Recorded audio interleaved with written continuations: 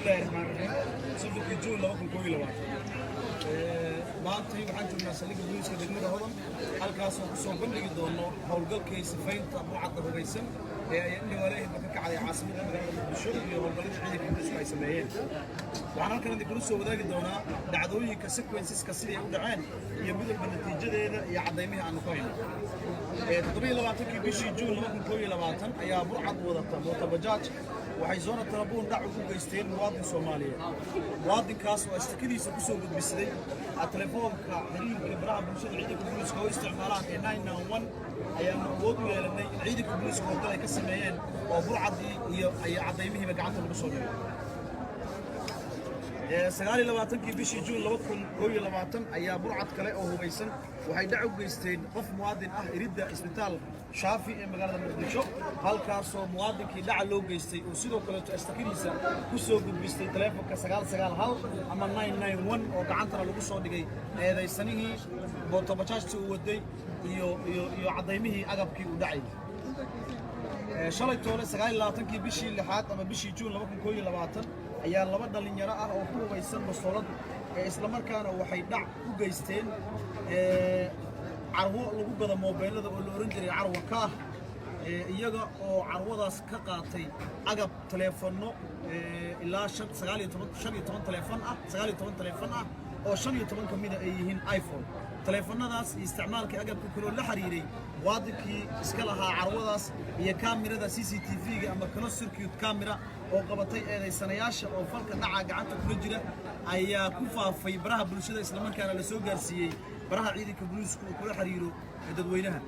iskaashi iyo dalab codsi iskaashi oo ku gudbisanay shacabka Soomaaliyeed ayaa noo fududeeyay in eedeysanayaashii aan gacanta ku soo dhigno waxa gacanta lagu hayaa hal eedeysane oo kamid ah eedeysanayaashii labada ahaa qaasatan eedeysanihii bastooladda uu isticmaalay wiilkii dibanaha ayaa gacanta lagu soo dhigay kan kale tan saacadaha lagu soo fool ilaahay dikiisaan oo kale ayaan ummadda u soo bandhigi doonaa gacanta lagu soo qaban doonaa isla maantay 3 juun 2021 ayaa burcad kale waxay dhac ka geysanayeen xaafadda Albarako maqaaxida Ayno Shamsi ka soo horjeedkeeda halkaasoo riboodyo fara badan oo dacwooyin istaka ah laga gudbiyay saldhigga booliiska degmada hodan la soo gaarsiiyay waxaa jira muwaadiniin dhibanayaal ah oo tiradooda oo gaarayso 17 muwaadin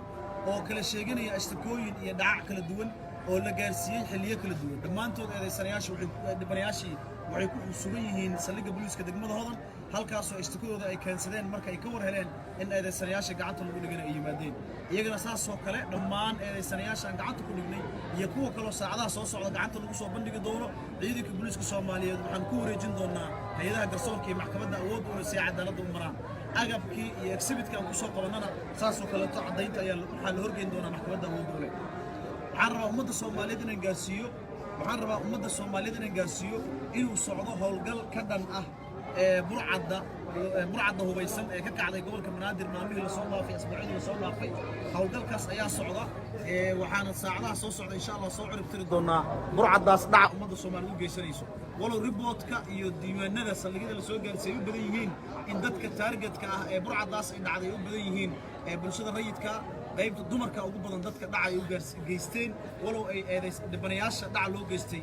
qaybaha kala duwan ee bulshada isugu wada jiraan oo ay jiraan rag xataa dhac loo geystay waxay ku xiran tahay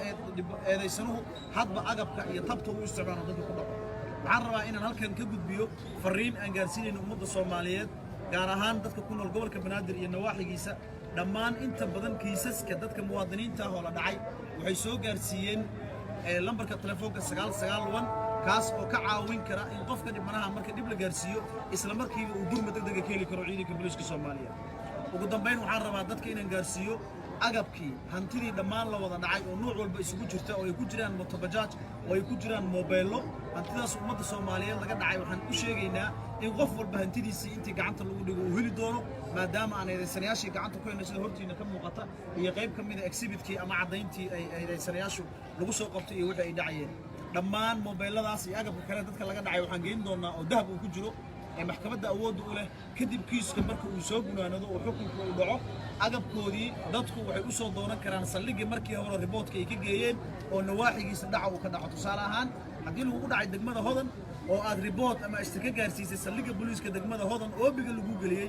marka exhibit-kaaga ama alaabtii laga dhaca la helo ومحكمته أي قاعد كسر صارتو شو لما هذا وحد يبلغ يسوي علين دونا سلقة بوليسكا سلقة بوليسكا ولا قد يبان قليل مركي سيوري أي رديار كوان دونا قف مواد كان هالكاس وعلامة يسوي دونا لما موبايل هذا الله هاي والله وعيدتك هذا أنت سمكارة يكون جرين وأنا لجارسين أجب كودي الله هاي وقعنا آمن يكون شفت لنا جارسين دونا وما سنتي السلام عليكم ورحمة الله وبركاته.